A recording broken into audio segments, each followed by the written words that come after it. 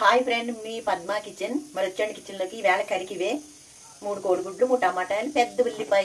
ఇదే కర్రీ ఈవేళ. చూడండి, వచ్చేయండి మన కిచెన్లోకి. ఫ్రెండ్స్, ఎంత ఉల్లిపాయని చూసారా? లేదంటే ఇది 150 గ్రాముల ఉల్లిపాయ ఉంటుంది. నూనె తగినంత నూనె పోస్తున్నా. ఉల్లిపాయలు పచ్చిమిరపకాయలు వేసుకుంటున్నా.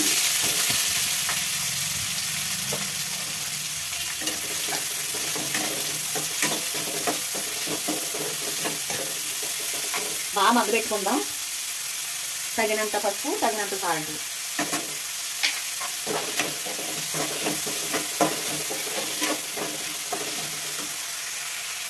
కొంచెం నీచు వాసన రాకుండా అల్లం పేస్ట్ బాగా ఫ్రై చేసుకుందాం.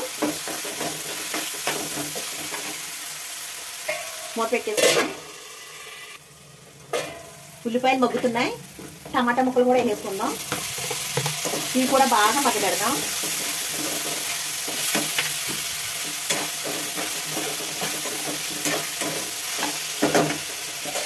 మూత పెట్టేసుకుందాం. ఉల్లిపాయలు మగ్గినవి చూసుకుందాం. టమాటా ముక్కలు, ఉల్లిపాయ ముక్కలు మగ్గినవి, బాగా మగ్గిపోయింది. చక్కగా దీంట్లో కారం పోసేసుకుందాం.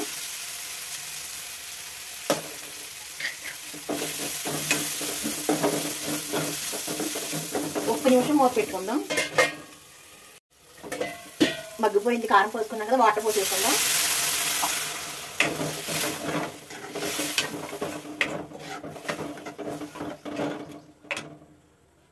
మూత పెట్టేసుకుందాం.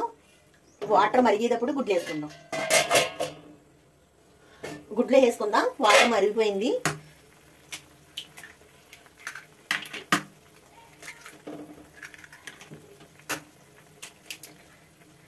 మూత పెట్టేసుకుందాం. కదపకుండా చిన్న మంట పెట్టుకుందాం, పెద్ద మంట మీద కాదు.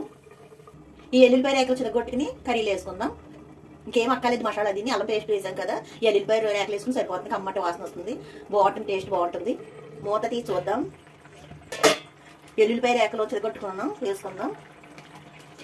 ఇవి గుడ్లని 3 గుడ్లు కదా, చక్క జాయిగా అలా తిరగబెట్టుకుందాం. అలా తిరగబెట్టుకుని మళ్ళీ మూత వేసుకుందాం.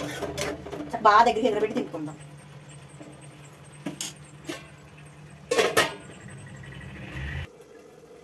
మూత తీసుకుందాం. ఇంకా ఎగరాలి. ఉంటే చికెన్ మసాలా పొడి వేసుకోవచ్చు, లేకపోతే ఇంట్లో తయారు చేసుకున్న పొడి వేసుకోవచ్చు, లేకపోతే వేసుకోకపోయినా పర్వాలేదు. ఎందుకంటే ఎల్లిపాయ చెదగొట్టేసుకున్నాం. అయినా నేను ఇంట్లో తయారు చేసుకున్న చికెన్ మసాలా పొడి వేసుకుంటున్నాను. ఇంకా బాగా దగ్గరికి ఎగరాలి ఫ్రెండ్స్. ఎగిరాక తీపేసుకుందాం. ఇంకోసారి మూత పెట్టేసి ఇంకా దగ్గరికి ఎగరబెడదాం. అసలు వాటర్ ఉండకూడదు.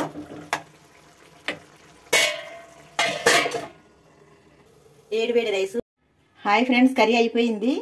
మరి కర్రీ వేసుకుందామా? వేడి రైసు,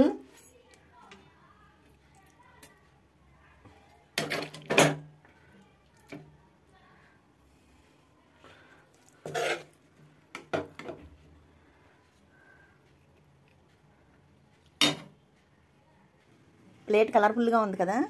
అంతే ఫ్రెండ్స్. ఏం కర్రీ అనుకుంటున్నారు? దీని పేరేంటి? Omelette curry. పొలట కాదు, ఇది ఆమ్లెట్ కర్రీ. ఆంధ్ర స్టైల్లో ఆమ్లెట్ కర్రీ. మరి ఇంకెంత కావాల్సిన ఒక కామెంట్ పెట్టండి, ఒక సబ్స్క్రైబ్